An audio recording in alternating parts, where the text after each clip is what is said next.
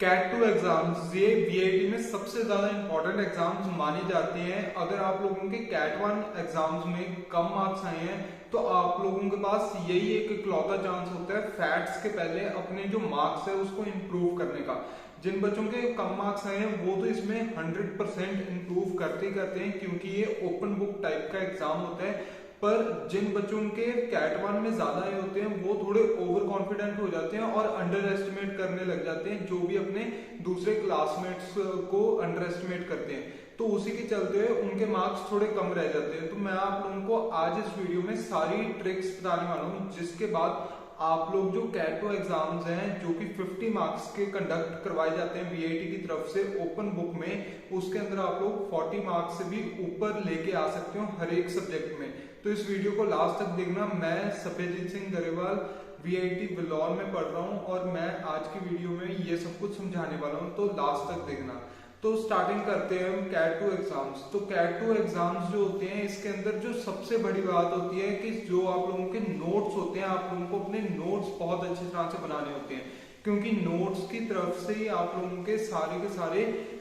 जो भी question paper होता है वो पूरा अच्छी तरह से सेटअप होके आता है। तो अगर आप लोग ये सोच रहे हो कि आप लोग जो बुक्स होती हैं जो कि रिकमेंडेड बाय टीचर्स होती हैं, जब आप लोग पहली क्लास में जाते हो आप लोगों को टीचर्स ने कुछ बुक्स रिकमेंड की होंगी, अगर आप लोग अपनी बुक्स को ही खरीद के ले जाते हो या फिर लाइब्रेरी से उनको बोरो करके ले जाते हो तो आप लोगों को सारे आंसर्स उसमें से मिल जाएंगे। तो ऐसी बात बिल्कुल भी नहीं है क्योंकि जो आप लोगों के प्रोफेसर्स हैं उन्होंने आप लोगों को एक बुक नहीं बल्कि 2 से 3 बुक्स रिकमेंड की होंगी। पर आप लोग जो अपना कैट एग्जाम है उसके अंदर सिर्फ और सिर्फ एक नोटबुक या फिर एक बुक लेके जा सकते हो। तो आप लोगों ने ये ध्यान रखना है कि अगर आप लोगों के पास अच्छे नोट्स हैं तो आप लोग नोट्स लेके जाओ अगर आप लोग उनको स्टार्टिंग से बना रहे हो। हाँ, अगर आप लोग लास्ट डे पे सोच रहे हो उस सब्जेक्ट को पढ़ने के लिए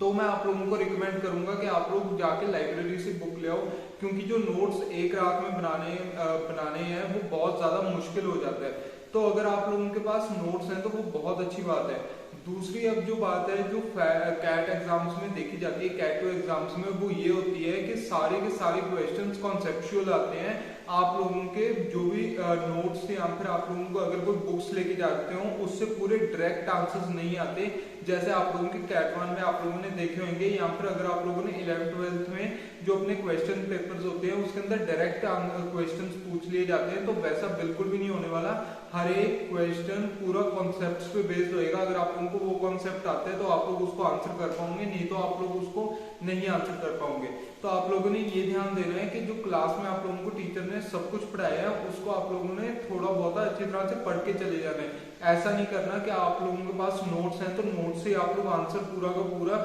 डिट्टो कॉपी पेस्ट करके वहां पे लिख के आ जाओगे। जो आप लोगों के आंसर्स हैं आप लोगों ने ये ध्यान रखना है कि आप लोगों के आंसर्स हमेशा 2 पेजेस के आसपास ही हों। अगर आप लोगों का आंसर 1 पेज या फिर 1.5 पेज का है तो आप लोगों के जो मार्क्स आते हैं वो थोड़े कम आते हैं क्योंकि आप लोग उसके अंदर थोड़ा इनपुट थोड़ा कम डाल पाते हो। और कॉलेजेस में ज्यादातर ऐसा देखा जाता है कि आप लोग जितने ज्यादा पेजेस लिखोगे उतने ही आप लोगों को ज्यादा मार्क्स मिलते हैं। तो आप लोगों ने ये ध्यान रखना है कि अगर आप लोगों को आता है तो आप लोग 2 पेजेस के आसपास ही लिखें, 2 से ज्यादा भी लिख सकते हैं और टाइम को अच्छी तरह से मैनेज करें क्योंकि ये जो एग्जाम है ये आपका सिर्फ और सिर्फ 1.5 आवर का होता है। तो उसके अंदर आप लोगों ने अपने वो अच्छी तरह से सब कुछ मैनेज कर लेना है। आप लोगों ने ये ध्यान रखना है कि अगर आप लोगों को एक आंसर अच्छी तरह से आता है पर आप लोगों को उसका आंसर नहीं आ पा रहा और एक दूसरा क्वेश्चन है जिसको आप लोगों को आधा सॉल्व करना आता है और आप लोग उसको पूरा अच्छी तरह से सॉल्व नहीं कर पाते, तो आप लोग ये ध्यान में रखिए कि आप सारे के सारे क्वेश्चंस को अटेम्प्ट करके आओ। ऐसा ना हो कि आप लोग कोई भी एक क्वेश्चन को छोड़ के आ रहे हो क्योंकि अगर आप लोग देखोगे मैक्सिमम नंबर ऑफ टाइम जैसे जैसे आप लोगों का एक्सपीरियंस बढ़ेगा आप लोग उसमें दिए देखोगे कि आप लोगों को किसी भी क्वेश्चन में हर बार 10 आउट ऑफ 10 मार्क्स नहीं मिलेंगे क्योंकि कोई ना कोई पॉइंट आप लोग मिस कर जाओगे।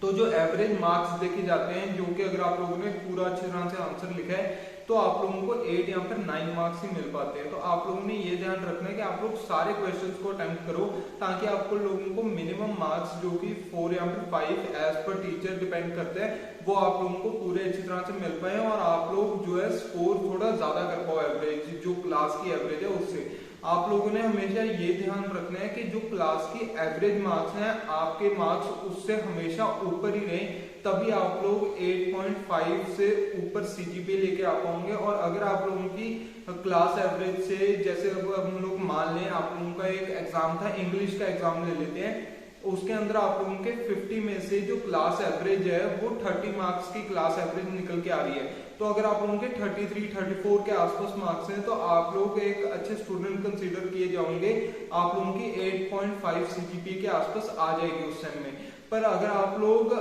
जो 40 मार्क्स के आसपास मार्क्स लेके आ जाते हो, मतलब कुछ ज्यादा ही अच्छे मार्क्स लेके आ जाते हो, तब आप लोग 9 पॉइंटर बन सकते हो। तो आप लोगों ने ये हमेशा ध्यान देना है कि आप लोग दूसरे बच्चों के साथ जब कंपेयर करो तो आप लोगों के ज्यादा मार्क्स आ पाए और उनके साथ कंपैरिजन में आप लोग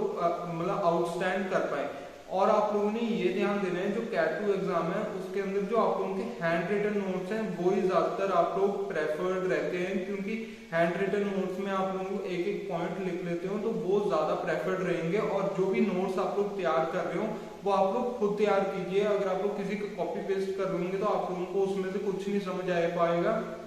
और क्योंकि जो पूरा पेपर है वो कॉन्सेप्ट्स पे बेस्ड जाएगा तो आप लोगों को काफी ज्यादा डिफिकल्टी आ सकती है जब आप लोग उस क्वेश्चन पेपर को आंसर कर रहे होंगे। जो आप लोगों ने एक और बात ध्यान रखनी है वो ये है कि आप लोगों ने सारे आंसर जो है वो पॉइंट्स में लिखने हैं। आप लोगों ने पूरे पैराग्राफ्स नहीं डाल देने, क्योंकि जो टीचर्स हैं उनके पास इतना टाइम नहीं होता कि वो पूरे पैराग्राफ जो आप लोगों ने इतनी बड़ी बड़ी स्टोरीज लिखी हैं वो आप लोगों की स्टोरीज को पढ़ पाए। तो आप लोग इस चीज का पूरा अच्छी तरह से ध्यान दे लेना। जो आप लोगों के कैट 2 एग्जाम्स होते हैं ये आप लोगों के लिए बहुत अच्छी एक अपॉर्चुनिटी है। अगर आप लोगों के कैट 1 में कम मार्क्स आए हैं और आप लोग इस चीज से अपने आप को इम्प्रूव कर सकते हो, और जो इंटरनल मार्क्स आप लोगों को 100 में से 50 लेके आने होते हैं एक सब्जेक्ट को पास करने के लिए, वो आप क्राइटेरिया अपना पूरा कर सकते हो कैट 2 में। अगर आप लोग अच्छे मार्क्स लेके आ जाते हो तो अच्छे मार्क्स आप लोगों ने ये ध्यान रखना है कि आप लोग एक तो अटेम्प्ट सारे क्वेश्चन करके आओ और आप लोगों के अराउंड 35 से ऊपर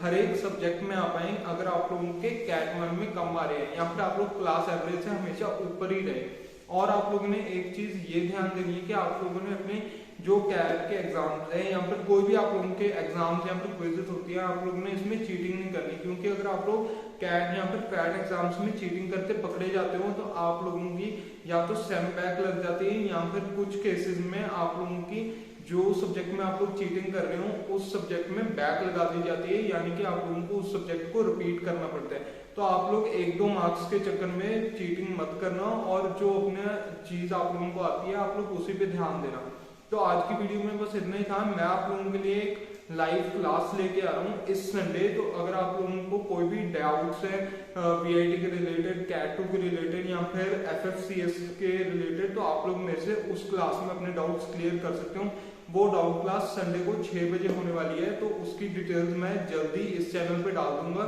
तो आप लोग इस चैनल को जरूर सब्सक्राइब कर लो, क्योंकि बहुत ज्यादा अमेजिंग कंटेंट आने वाला है बहुत जल्दी।